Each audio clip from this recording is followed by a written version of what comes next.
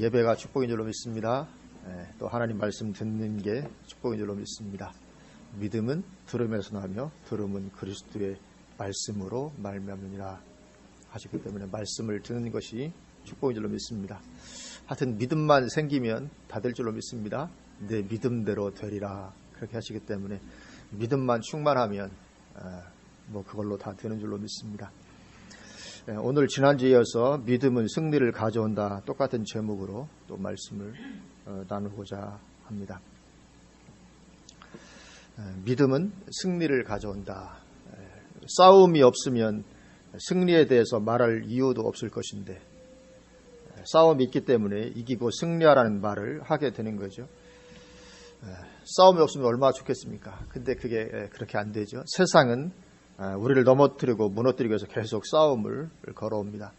그래서 이 싸움 없는 세상은 천국이 도래하기까지 이루어지지 않습니다. 그래서 나는 싸우기 싫을지라도 이 싸움을 피할 수가 없는 거죠. 더군다나 성경은 말씀하기를 마지막 때로 가면 갈수록 사탄이 자기 때가 얼마 남지 않은 줄 알므로 더 크게 분내어서 싸움을 걸어올 것이라고 말씀을 하고 있습니다. 그래서 우리는 오직 승리하는 길을 배우고 그 길에 머물러 있어야 될 줄로 믿습니다. 그런데 오늘 성경이 말하기를 승리에는 믿음으로 말미암아 되어진다 그렇게 말씀을 하고 있습니다. 이 승리 우리는 반드시 승리자가 되어야 되죠. 왜냐하면 계시록 2장 3장에서 반복해서 말씀하는 것도 이기는 자가 될 것을 천국에 들어가는 것과 연결지어서 이기는 자가 되어야 될 것을 말씀하고 있고 그래서 우리가 이기고 승리하면 천국도 들어가고 그럴 뿐만 아니라 상급도 누리게 되고 우리는 반드시 승리하는 삶으로 맞춰져야 될 줄로 믿습니다. 그럼 어떻게 승리할 수 있는가? 성경은 믿음이 승리를 가져오게 된다고 선포하죠. 요한일서 5장 4절에서도 무릇 하나님께로부터 난 자마다 세상을 이기느니라 세상을 이기는 승리는 이것이니 우리의 믿음이니라 그렇게 말씀합니다. 세상을 이기는 승리는 이것인데 우리의 믿음이다. 믿음이 이기는 줄로 믿습니다. 하여튼 믿음은 이깁니다. 믿음대로 되고 믿으면 하나님의 역사가 있고 그래서 히브리서 11장은 그렇게 믿음으로 승리했던 예들을 계속 열거하고 있습니다. 우리로 하여금 그런 승리하는 믿음으로 초청을 하는 거죠. 믿음의 정의 우리가 히브리서 11장 시작을 하면서부터 계속 살펴봤던 믿음의 정의가 무엇입니까? 그래서 예수님 안에서 보이지 않는 것을 마치 보는 것처럼 실체로 붙잡고 살아가는 것 그것이 믿음이었죠. 물론 하나님 밖에서 말하는 건 아닙니다. 예수님 안에서 하나님 안에서 보이지 않는 것을 보는 것처럼 그렇게 실체로 붙잡고 살아가는 것이 믿음이고 그러면 거기에는 하나님의 역사하심이 있기 때문에 반드시 이기고 승리하게 됩니다. 그래서 그렇게 이기고 승리했던 예들을 계속 열거를 하고 있습니다. 그래서 지난주에 이어서 믿음으로 승리를 경험한 그 다음번 사람은 오늘 본문에 보면 믿음으로 불의 세력을 멸한 사람입니다. 믿음으로 불의 세력을 멸했다. 금방 떠오르죠. 누구겠습니까? 다니엘의 세 친구들을 말하는 거죠. 그래서 이 바벨론 느부갓네살 왕의 금신상에 절하도록 강요하는 것을 거절하고 풀무불에 던져지는 사형의 형벌을 받고 불 속에 던져지게 되죠. 우리 다니엘서 3장 잘 아는 말씀이지만 우리 한번 그래도 찾아보고 가면 좋겠습니다. 구약 성경 에스겔 다음에는 다니엘 3장으로 한번 가보십니다. 다니엘 3장 1절부터 천천히 읽어보겠습니다. 느부갓네살 왕이 금으로 신상을 만들었으니 높이는 60규빗이요 너비는 6규빗이라 그것을 바벨론 지방의 두라 평지에 세웠더라. 느부갓네살 왕이 사람을 보내어 총독과 수령과 행정관과 모사와 재무관과 재판관과 법률사와 각 지방 모든 관원을 느부갓네살 왕이 세운 신상의 낙성식에 참석하게 하며 이에 총독과 수령과 행정관과 모사와 재무관과 재판관과 법률사와 각 지방 모든 관원이 느부갓네살 왕이 세운 신상의 낙성식에 참석하여 느부갓네살 왕이 세운 신상 앞에 서니라. 선포하는 자가 크게 외쳐 이르되 백성들과 나라들과 각 언어로 말하는 자들아 왕이 너희 무리에게 명하시나니 너희는 나팔과 피리와 수금과 사면금과 양금과 생황과 및 모든 악기 소리를 들을 때에 엎드려 느부갓네살 왕이 세운 금신상에게 절하라. 누구든지 엎드려 절하지 아니하는 자는 즉시 맹렬히 탄 풀무불에 던져 넣으리라 하였더라. 느부갓네살 왕이 세운 금신상에 절하도록 우상을 숭배하도록 명령을 내리고 있는 것을 보게 됩니다. 이것은 세상이 늘 그리스도인들에게 요구하는 거죠. 오직 예수 믿는 그 유일신 신앙을 포기하라. 그리고 우리에게 엎드려 절하라. 세상은 늘 우리 그리스도인들에게 이것을 요구합니다. 그래서 느부갓네살 왕이 명령을 내렸기 때문에 어명이죠. 어명이 내렸기 때문에 모든 사람들이 다 금신상에 절합니다. 옛날의 어명은 오늘날 법과는 비교할 수 없는 만큼 없을 정도로 절대적이기 때문에 누구도 거역할 수 없죠. 모든 사람들이 다 금신상에 절합니다. 그러나 다니엘의 세 친구는 믿음으로 섭니다. 절하지 않습니다. 쉽지 않죠. 어명이 내리는데 거절하는 거 쉽지 않습니다. 신사참배하라고 일제가 요구하는 것 그것도 거절하기 쉽지 않죠. 사실은 그는 어명보다도 더 쉬운 것인데 어명은 더 어려운 거죠. 그래서 이 다니엘의 세 친구는 절하지 않습니다. 절하지 않을 뿐만 아니라 왕 앞에 끌려가서도 당당히 믿음으로 섭니다. 13절부터 보면 느부갓네살 왕이 노하고 분하여 이제 다니엘의 친구들이 절하지 않는다는 걸 이제 들었죠. 듣고 나서는 노하고 분합니다. 노하고 분하여 사드락과 메삭과 아벳느고를 끌어오라 말하며 드디어 그 사람들을 왕의 앞으로 끌어온지라. 느부갓네살이 그들에게 물어 이르되 사드락 메삭 아벳느고야 너희가 내 신을 섬기지 아니하며 내가 세운 금신상에게 절하지 아니한다 하니 사실이냐. 이제라도 너희가 준비하였다가 나팔과 피리와 수금과 사면금과 양금과 생황과 및 모든 악기 소리를 들을 때 내가 만든 신상 앞에 엎드려 절하면 좋거니와 너희가 만일 절하지 아니하면 즉시 너희를 맹렬히 타는 풀무불 가운데 던져 넣을 것이니 능히 너희를 내 손에서 건져낼 신이 누구이겠느냐 하니 사드락과 메삭과 아벳느고가 왕에게 대답하여 이르되 느부갓네살이여 우리가 이 일에 대하여 왕에게 대답할 필요가 없나이다.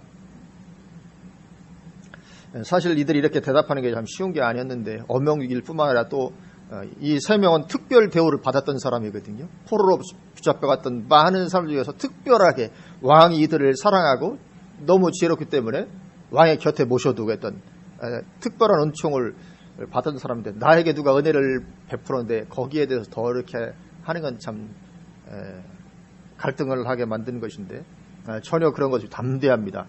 왕이여 우리가 섬기는 하나님이 계시다면 우리를 맹렬히 타는 풀무불 가운데서 능히 건져내시겠고 왕의 손에서도 건져내시리이다. 그렇게 하지 아니하실지라도 왕이여 우리가 왕의 신들을 섬기지도 아니하고 왕이 세우신 금신상에게 절하지도 아니할 줄을 아옵소서. 이 대단한 믿음의 기계입니다. 그러니 불의 세력을 멸할 만하죠.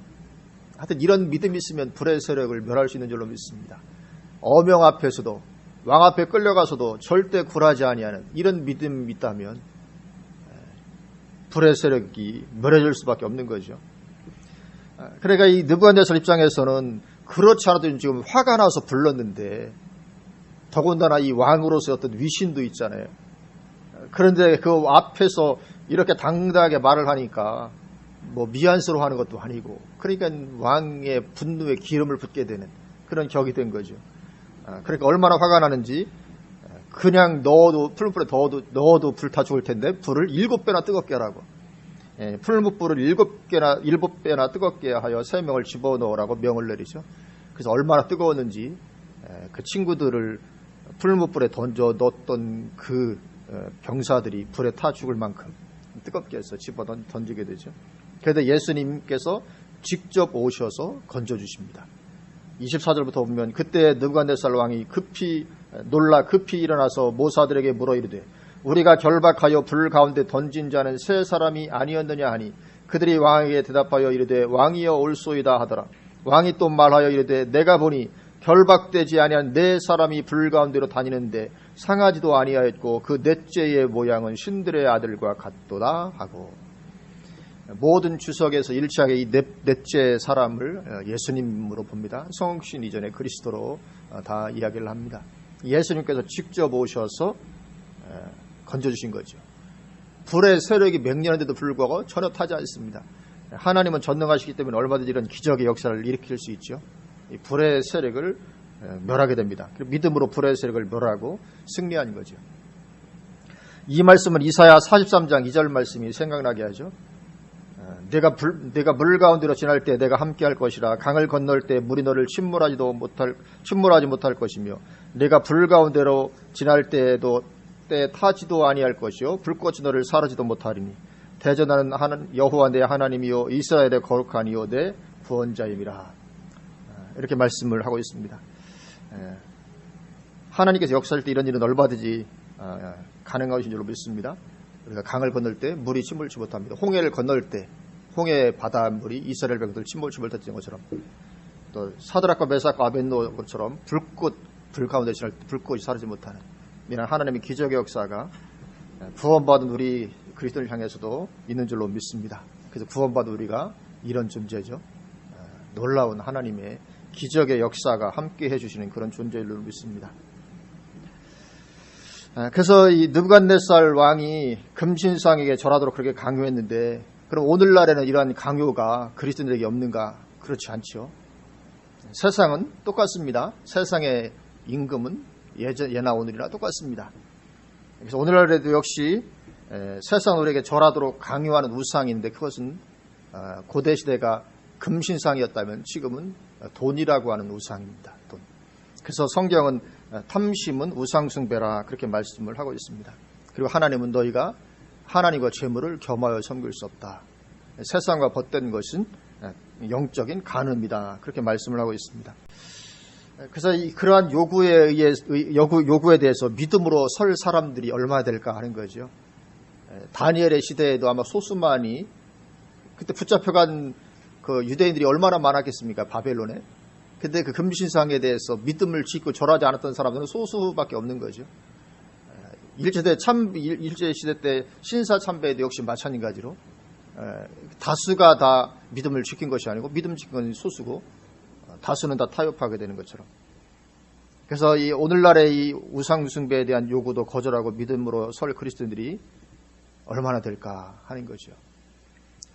더구나 마지막 시대는 다니엘 시대의 재현입니다. 늘 말씀드렸지만 다니엘 시대, 그래서 다니엘을 통해서 마지막 때에 대한 계시를 주신 중요한 이유 중에 하나가 마지막 시대는 다니엘 시대의 재현이기 때문에, 그렇게 다니엘 시대가 마지막 때 재현되게 되고, 그렇다면 이제 강력한 우상 숭배를 요구하게 될 것인데, 마지막 때의 그 짐승표의 최대 기능이 그래서 매매하는 것이죠. 어떤 경제적인 것, 쉽게 말하면 돈이 마지막 때에 우리를 넘어뜨리고자 하는 오늘 금신상에 해당하는 그런 우상 숭배가 되는 것이죠. 그래서 그 우상을 거절하고 믿음으로서 승리하는 그리스도인 많지 않을 것입니다. 하여튼 옛날 바벨론 시대나 일제 시대나 마지막 때나 믿음으로 이걸 거절하고 거부하고 서서 나아갈 그리스도인들 아마 많지 않을 것입니다. 그래서 우리는 이 다니엘의 새 친구들처럼 반드시 승리하는 믿음을 가져야 된다는 것을 말씀을 해주고 있는 것이죠. 그리고 우리가 그렇게 되려면 평소에 신앙생활이 대단히 중요합니다. 다니엘과 새 친구도 우리가 평소에 그들의 믿음 생활을 알잖아요. 처음 출발할 때부터 왕이 진비를 내렸을 때부터 그것을 거부하고, 그러니까 이 평소의 신앙생활이 대단히 중요하고, 평소 신앙생활이 잘 되지 않고 있는데 이런 승리는 가능하지 않습니다. 갑자기 이런 상황이 닥쳤을 때 믿음으로 이겨낸다? 가능하지 않습니다. 너무 어마어마한 거기 때문에요. 어명인데 어명을 이기고, 일제 헌병들였던 그 칼날을 이기고 우상숭배하지 않는 거, 이거 가능하지 않습니다. 평소에 되어 있지 않는데 갑자기 그런 일이 닥치면. 매일매일 우리의 신앙생활이 대단히 중요한 줄로 믿습니다. 그리고 두 번째 믿음의 인물들은 이제 믿음으로 칼날을 피하는 승리를 하였다, 그렇게 말씀을 하고 있죠. 34절을 보면 불의 세력을 멸하기도 하며 칼날을 피하기도 하며. 승리하는 모습이 좀 여러 가지죠. 어떤 사람들은 불에 던져졌으나 건짐받은 그런 승리를 했는가 하면, 던져지기 전에 피할 길을 내주시는 하나님의 은혜를 믿음으로 덧입는 이런 일도 있을 수 있습니다. 칼날을 피하게 되는 거죠. 하나님께서 피할 길을 주시는 것입니다. 그래서 칼날을 피할 수 있을 때는 피하는 것입니다.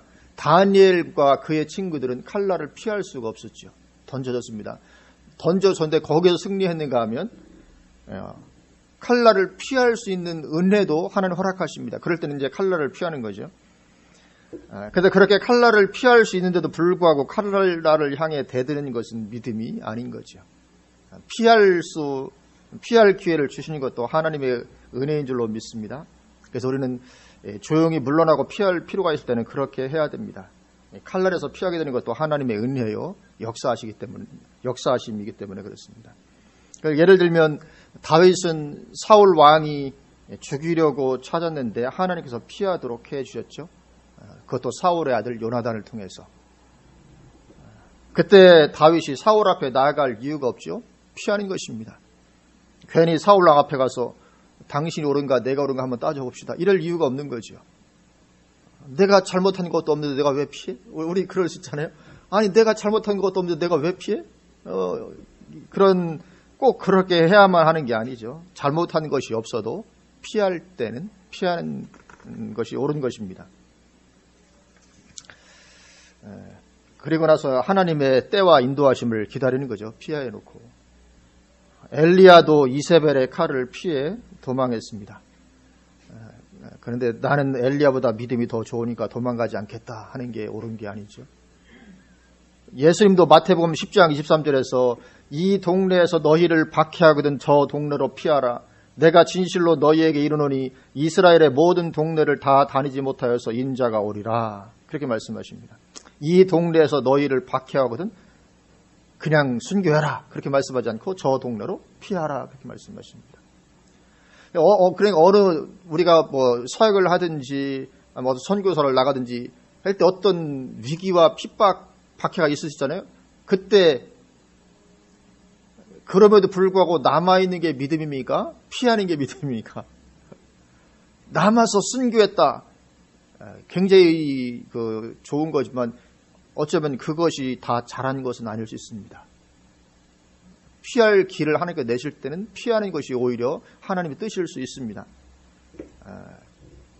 그럼에도 불구하고 무슨 소리야. 나는 순교하는 한이 있더라도 이 동네에 머물 거야. 이런 태도가 꼭 믿음은 아닐 수 있는 것입니다. 그러면 그런 박해상 갔을 때 이 동네에 머물러야 되느냐 피해야 되느냐 어떻게 해야 되느냐 그건 그때 하나님 인도하심을 받아야 되는 거죠.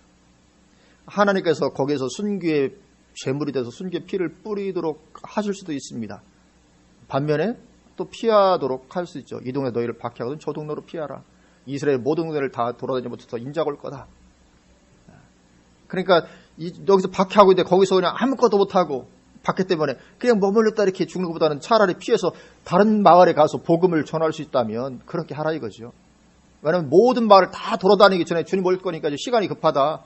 그래 여기서 지금 어떤 핍박이 와가지고 뭐 죽게 생겼고 아무것도 못할 것 같으면 그냥 가만히 머물러 있는 것은 안 되잖아요. 그런데 이웃 동네 옆에 가서 거기서 핍박 오는데 거기서 복음을 전하고 그렇게 하라.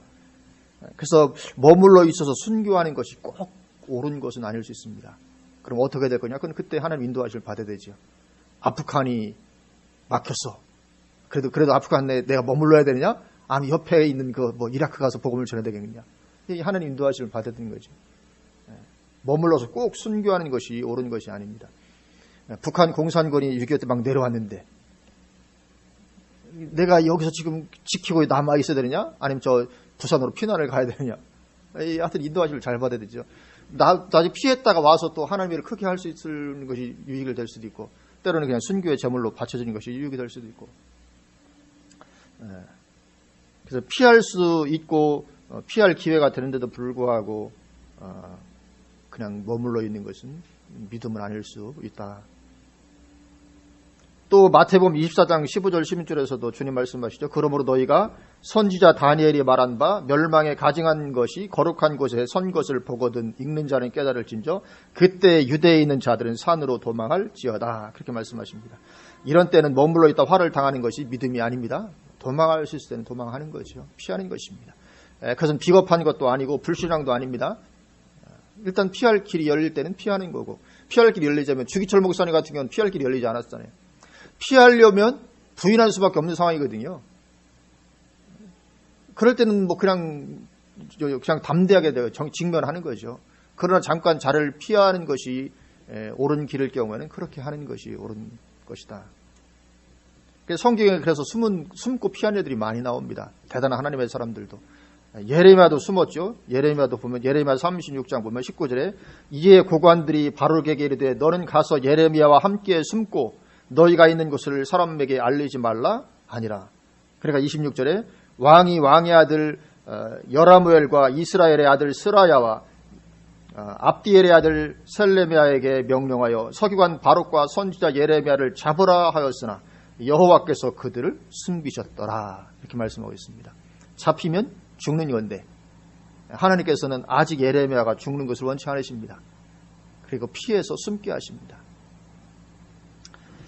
하나님도 하나님의 사람들 무조건 다 잡혀 죽게 하면 안 되잖아요. 손해날 건데 얘는 좀 더 남아서 내일을 해야 되는데 그런 사람은 하나님께 피하게 하시고 다음에 또 일을 하게 하시는 거죠. 무조건 그냥 죽이려면 죽여라. 불에 던지려면 던져라. 나도 불에서 살아날 수 있을 것이다. 그러나 그렇지 않을 가능성이 더 큽니다. 무슨 독을 마실지라도 해를 받지 않으리라. 그래 너 한번 독 마셔봐. 알아서 맛있게. 농약 마시면 당연히 죽죠. 그건 옳은 것이 아닙니다. 피할 수 있음에도 불구하고 직면하는 것은 믿음이 아닌 경우가 많습니다. 그래서 예레미야 같은 경우는 하나님께서 그 칼날을 피할 수 있도록 이렇게 은혜를 허락하신 거죠. 믿음으로 칼날을 피할 길을 열어주시는 것입니다. 믿음의 사람들에게는 이런 하나님의 돌보심의 역사가 있는 줄 믿습니다. 하나님께서 피하게 해주십니다. 세 번째 말씀하고 있는 오늘 본문에서 세 번째 말씀하고 있는 사람들은 연약한 가운데서도 강하게 되었다. 그렇게 말씀을 하고 있습니다. 우리가 여러 이유로 연약할 수 있습니다.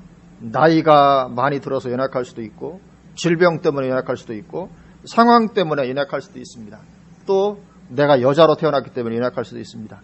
그런 어떤 경우든 믿음은 그 모든 것을 뛰어넘어서 강하게 만들어준 역사가 있는 거죠. 예를 들면 기도는 천성적으로 상황적으로 연약했습니다. 천성적으로도 연약했고 상황적으로도 연약했습니다. 미디안의 어떤 그 강력한 압제 때문에. 그러나 그랬던 기도원에게 하나님께서 방문하시고 그런에서 그에게 믿음이 들어갔을 때 기도원은 용사가 되었죠. 하나님께서 말씀하신 것처럼 큰 용사가 되었습니다. 하나님 오셔서 다니엘 그 기도원에게 큰 용사요 이렇게 부르죠. 실제로 큰 용사가 되었습니다. 그래서 모든 마을 사람들이 신으로 섬기고 있던 바알의 제단을 헐고 아사상을 찍어버렸습니다. 목숨을 건 일이었죠. 하나님의 개입하심이 없었다면 기도원은 죽임을 당했을 것입니다. 그런데 지하실에 포도주 틀에서 곡식을 떨던 그 연약함은 온데간데 없어집니다. 그런 생명을 빼앗길 수 있는 위기 앞에서도 담대하게 나아갔고 그리고 또 미디안을 향해서도 담대하게 일어서서 전쟁을 승리를 이끌었던 것을 보게 됩니다. 믿음은 연약한 가운데서도 그렇게 강하게 되도록 해주는 역사가 있는 줄로 믿습니다. 하여튼 믿음만 들어가면 왜 그렇게 담대함이 생기는지 모릅니다. 그냥 갑자기 사자같이 되고 용사같이 되고 그런 역사가 있죠. 한 명도 예를 들면 두브라도 역시 연약한 여자였습니다. 그러나 남자보다 더 강한 사사가 되었습니다. 왜냐하면 두브라의 믿음이 거기에 있었고 또 거기에 하나님의 풍성한 기름 부으심이 있었기 때문에 비록 연약했지만 남자보다 더 강한 그런 사사가 되었습니다. 믿음은 이처럼 모든 연약함을 몰아내고 강하게 되어 승리하도록 이끌어주는 것입니다. 그래서 우리 찬양에도 약할 때 강함 대신에 그런 찬양도 우리가 하는 거죠. 그래서 믿음이 충만하면 나의 약함은 아무런 문제가 되지 않습니다. 내가 약해서 문제가 되는 것입니까? 그렇지 않습니다. 믿음이 충만하지 못해서 문제가 되는 거죠. 믿음만 충만하면 나의 연약함, 그것이 어떤 상황적인 것 때문이든지 질병 때문이든지 어떤 돈이 없어서든지 배우지 못했든지 어떤 이유에서든지 간에 다가오는 있게 되는 연약함이라 할지라도 하여튼 믿음만 충만히 들어가면 다 감당이 되는 줄로 믿습니다. 하여튼 믿음 충만한 사람 아무도 감당 못합니다. 세상도 감당 못하고 아무도 감당 못합니다.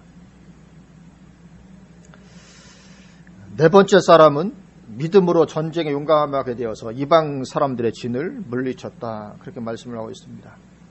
이러한 예는 너무나도 많죠. 앞에 들었던 여러 인물들과 겹치는 부분들이 많이 있습니다. 다윗이든지 기드온이든지 또 여러 사사들이든지 많은 예들이 있습니다. 믿음은 용감한 용사로 만들어주고 승리하는 역사가 있게 해줍니다. 그래서 이방 사람들의 진이 아무리 견고하고 강력할지라도 아무 문제가 되지 않죠. 그래서 승리하게 해준다.